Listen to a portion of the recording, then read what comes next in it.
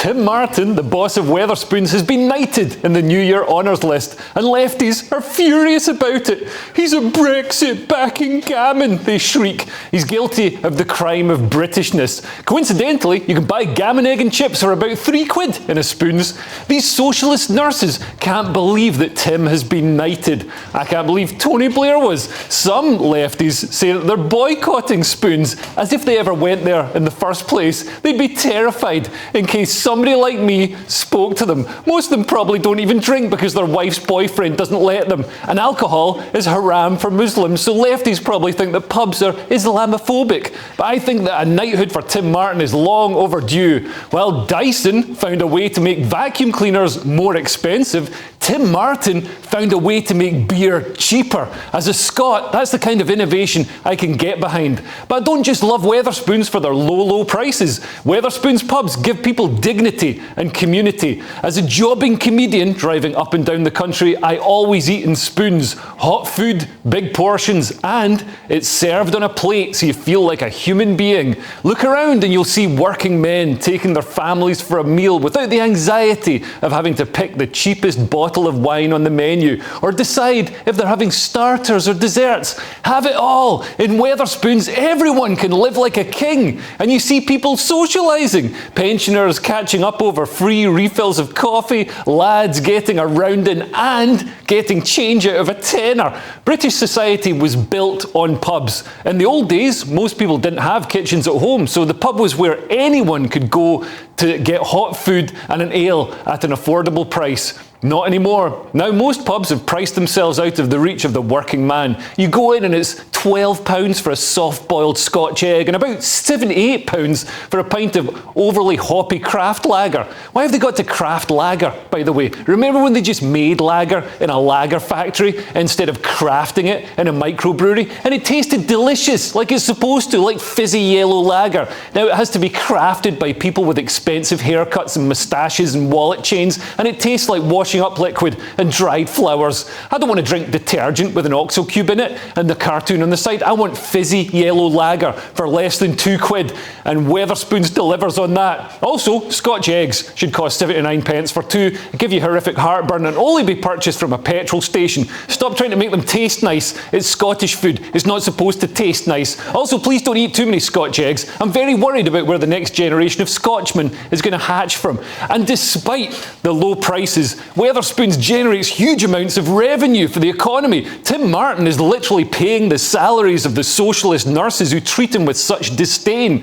Tim Martin has paid £6.1 billion in tax over the last 10 years, apparently, and employs over 40,000 staff who also pay tax. He supports businesses the length and breadth of the country who also pay tax. If Tim Martin was a Remainer, he'd be held aloft as a hero. But because he supported Brexit, Tim Martin is a pariah to the chattering classes. Compare him to the darling of the left, Gary Lineker, who weasels out of paying his share.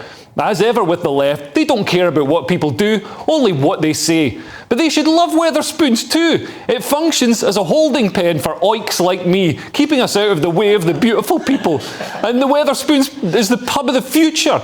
Our obesity epidemic will be tackled by Spoons drinkers having to walk up 7 flights of stairs to get to the toilet. And the sticky carpets will keep us tethered to the ground in low gravity if we establish a colony on the moon, or the moon underwater, as it'll be known.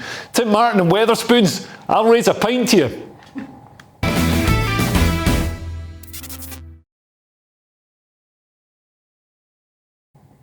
I am joined tonight by 3 brilliant comedians, Paul Cox, Diane Spencer and Lewis Oakley. Paul, you're a comedian. You drive around the country a lot.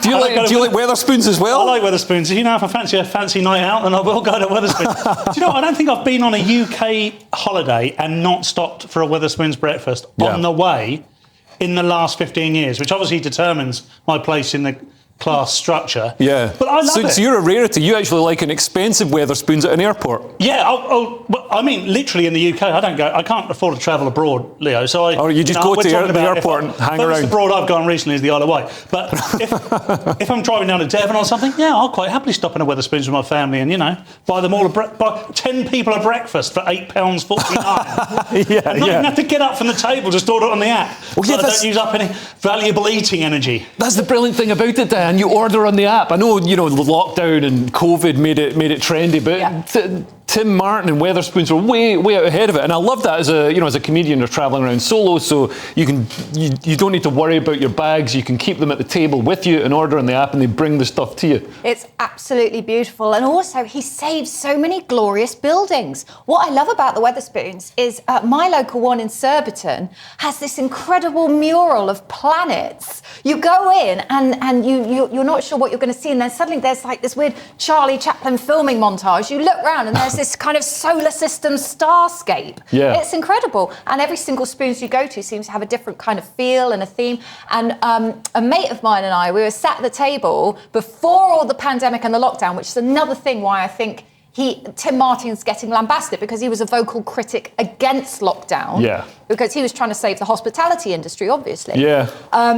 And when we discovered we could order it off the app, we sat there like witches, like, oh my God. So I just sit here and wine appears. It was just magic. And also you can put your table number on social media and people will send you birthday gifts. No. It's amazing. Have you actually had a birthday gift sent to you? I have, yeah. I was in Liverpool. We went to Wetherspoons in Liverpool. You get sent all sorts of strange things, don't you? Yeah, if anybody wants to send me more Bitcoin, please do, because the last stuff went down in value very quickly.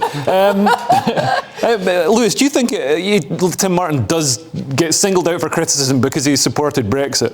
Yeah, I think so. I mean, I think that he's done a good job. Actually, I genuinely think he deserves it. He pays his tax, keeps people in jobs, saves historic buildings, and, I think Wetherspoons are a bit of a hub for people, right? It's like, if you don't have a lot of money, and a lot of people go there for the heat sometimes. Like, right. If they're really put on, they go there for the heat. So I think he genuinely just absorb it like a lizard and then go off in their way. Exactly. He's not totally wrong. I used to work at a Wetherspoons, and there was a guy who came in every morning. He was there, like, waiting for us to open the doors, and he'd get his specific pint of drink, and he'd sit there, and he'd sort of slowly drink pints, but people would chat to him, and he had that social interaction during the day, and then around 4 o'clock, he'd sort of go home, and he'd be again next day, and we all knew him, and we all sort of chatted to him. It's the connection as well. I think some people go there, they don't have anyone. They sit there and they're hoping someone that comes along that they can interact with. So I think it's a really good service because, you go to some bars, like you were saying today, you pay like 18 quid for a cocktail, which is insane. And then they blast the music so loud. You can't actually hear what the person you paid 18 quid to sit next to is saying to you. Yeah, of course. Get that in Wetherspoons. Wetherspoons have usually got that no music policy, so you can't actually have a conversation. I've also stayed in a Wetherspoons hotel in Edinburgh. Whoa. Absolute experience. Who are you? The white lady in Corstorphine. The white lady? Yeah, I'd like to stay there again. Thank you very much, the white lady. Absolutely fantastic. I'm fascinated tonight. I've learned that you, Diane, worked in a Wetherspoons, and Surbiton has a Wetherspoons, non-ironically. Like they're not trying to go, look, like a poor people museum in the poshest part of town. Look, this is how they live. It's genuine. I mean, I know Surbiton is known for many things, but there's sort of two areas of Surbiton. You have like the posh coffee shops, but you do have a really good Spoons. And I had an advert, and when you sort of do a commercial, you get a big block of money. And I took some of my mates out because it's a Spoons, and I was like, spoons are on me. And I think I don't think I spent more than 50 quid, and we all had food and drinks. It was brilliant. Yeah, amazing. Yeah, I wanted to have my wedding reception at the Wetherspoons because they do a package. It's like $3,000, and that gets you the whole thing. That get you a bouquet of flowers at most wedding places. You know what I mean? So, but my wife wouldn't let us. Unfortunately, she turned down my request to get married at Wetherspoons. Went to a harvester instead. Yeah, a slug and lettuce. But yeah, I mean, Lewis, you made a really good point that pubs are where people interact. They have that socialisation. We see loneliness and isolation is such a problem in the world these days, and the pub is the hub, or used to be the hub of so many communities. But so many pubs have got too poncy and sort of price themselves out of people being able to go there every day. I think it's really sad. We used to go to a pub, like a local one. It wasn't Wetherspoons, but they did a decent Sunday roast, and we actually went quite regularly.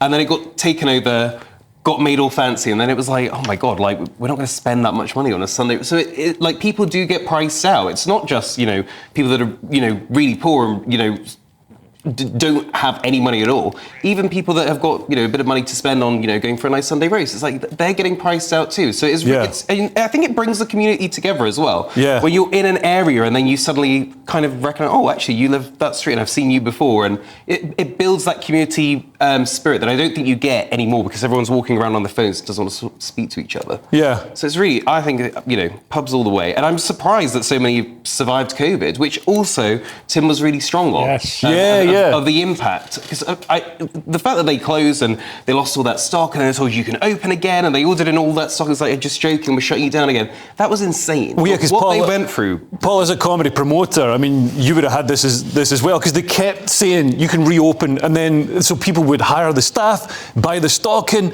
and advertise to put on a comedy show, and then the rug would get pulled from under their feet. And that's exactly what happened on 2 occasions. There was one point, do you remember, where if you had a venue of like 100 seats, you had to put them in a special array, so they were always kept equidistant away from one another. Right. So a 100-seat venue with 14 people in it, and you're charging, do you want to come and see comedy again? It's like £2,000 a ticket. Sounds like one of my shows, to be honest. 14 people in a 100-seater. That is. And then there'd be masks, and you didn't know who you would. I would MC a show, and you didn't know if someone was talking to you. And I was like ventriloquism all over the place. Yeah, and some comedy clubs. I remember Top Secret in London. Fantastic comedy club, and they managed to stay open most of the pandemic. But they put perspex screens in front of the rows. So then, if you're sitting in the back, you're looking through about 14 of these perspex screens that everybody's been sneezing their COVID virus onto. But my favourite was having to perform outside. Oh yeah. Because then not only would you get the 14 people that wanted to see you, but they'd also be sat sort of a good 20 feet away, and then they'd be spread out, and then on top of that, it might rain. It was just such a wonderful time. So that's why they're picking on him, because Sir Tim Martin has always stood up for what he believed, and he was a Brexiteer, which is why they're giving him grief, and he was a vocal critic of lockdown. Yeah. So many people, but he's brought so much to the community. Given whatever prize he wants, given the sticker. Absolutely. Well said, Diane. Tim Martin, you fully deserve your knighthood.